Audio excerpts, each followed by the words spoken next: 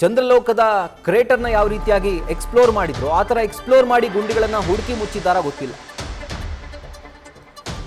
ವಿಧಾನಸಭೆಗೆ ನೀಡಿದಂಥ ಉತ್ತರದಿಂದ ಈ ದುಬಾರಿ ಕಾಮಗಾರಿಯ ಬಂಡವಾಳ ಬಯಲಾಗಿದೆ. ಕ್ಷೇತ್ರದಿಂದ ಕ್ಷೇತ್ರಕ್ಕೆ ಗುಂಡಿಯ ಲೆಕ್ಕಾಚಾರ ಯಾಕೋ ಉಲ್ಟಾ ಹೊಡಿತಾ ಇದೆ. ಚಾಮರಾಜಪೇಟೆಯಲ್ಲಿ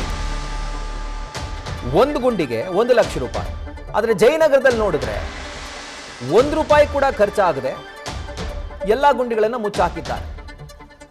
ಹಾಗಿದ್ರೆ ಈ ಲೆಕ್ಕ ಏನನ್ನು ಸೂಚಿಸುತ್ತೆ? ದುಡ್ಡು ನಿಜವಾಗ್ಲೂ ಗುಂಡಿಗಳಿಗೆ ಹೋಗಿದ್ಯಾ ಅಥವಾ ಗುಂಡಿ ತರ ಬಾಯಿ ಬಿಟ್ಕೊಂಡಿರುವಂತ ಅಧಿಕಾರಿಗಳ ಬಾಯೊಳಗಡೆ ಹೋಗಿದ್ಯಾ ಅಂತ?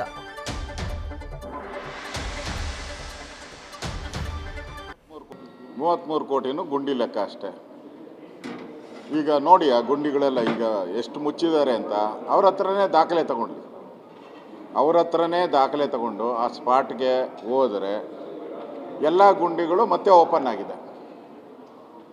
ಪ್ರತಿಯೊಂದು ಗುಂಡಿ ಮುಚ್ಚಕ್ಕೂ ಲಕ್ಷ ಹಣವನ್ನು ಪಡೆದಿದ್ದಾರೆ. ಈ ಗುಂಡಿಗಳೆಲ್ಲ ಮತ್ತೆ ಅದೇ ರೀತಿ ಕಾಣ್ತಾ ಇದೆ. ಎಲ್ಲ ಕಡೆ ಅದೇ ರೀತಿ ಆಕ್ಸಿಡೆಂಟ್ ಆಗ್ತಾ ಇದೆ.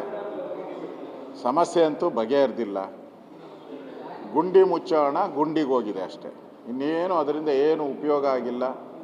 ಬೆಂಗಳೂರು ಜನರ ಶಾಪ ಆಗ್ತಾ ಇದ್ದಾರೆ. ಈಗಾಗಲೇ ಎಲ್ಲ ಬೆಲೆಗಳು ರೈಸ್ ಮಾಡಿದ್ದೀರಾ. ಎಲೆಕ್ಟ್ರಿಕ್ ಇರ್ಬೋದು, ಹಾಲು, ಆಲ್ಕೋಹಾಲು, ಮನೆ ಟ್ಯಾಕ್ಸು, ಈ ಖಾತಾ ಅಂತ ಮಾಡಿ ಅದೊಂದು ದೊಡ್ಡ ದಂಧೆ ಲೂಟಿ ಹೊಡಿತಾ ಇದ್ದಾರೆ.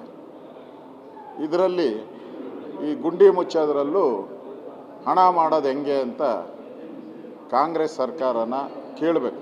1 ಲಕ್ಷ ಒಂದು ಗುಂಡಿ ಮುಚ್ಚ ಖರ್ಚಾಗುತ್ತೆ ಸರ್. ಕಡಿಮೆ ಬರೆದಿದ್ದಾರೆ ಅಂತ ಅನಿಸುತ್ತೆ ನನಗೆ. 10 ಲಕ್ಷ ಬರ್ಕೊಬೇಕಾಯ್ತು. ಏನೋ ಯಾಮಾರಿ 1 ಲಕ್ಷ ಬರೆದಾರೆ. ಗುಂಡಿ ಮುಚ್ಚೋಕ್ಕೆ ಅಷ್ಟು ಖರ್ಚಾಗಕ್ಕೆ ಸಾಧ್ಯನೇ ಇಲ್ಲ. ನಿಮ್ಮ ಕಾನ್ಸ್ಟಿಟ್ಯೂನ್ಸಿಯಲ್ಲಿ ಒಂದು ಗುಂಡಿ ಮುಚ್ಚಕ್ಕೆ 20,000 ಖರ್ಚಾಗಿದೆ ಅಂತ ಸರ್. ಒಂದೊಂದು ಅದೆಲ್ಲ ಬೋಗಸ್. ಏನೇನು ಮಾಡಿದಾರೋ ಎಲ್ಲ ಬೋಗಸ್. ಬೇಕಾದರೆ ತನಿಖೆ ಮಾಡಲಿ.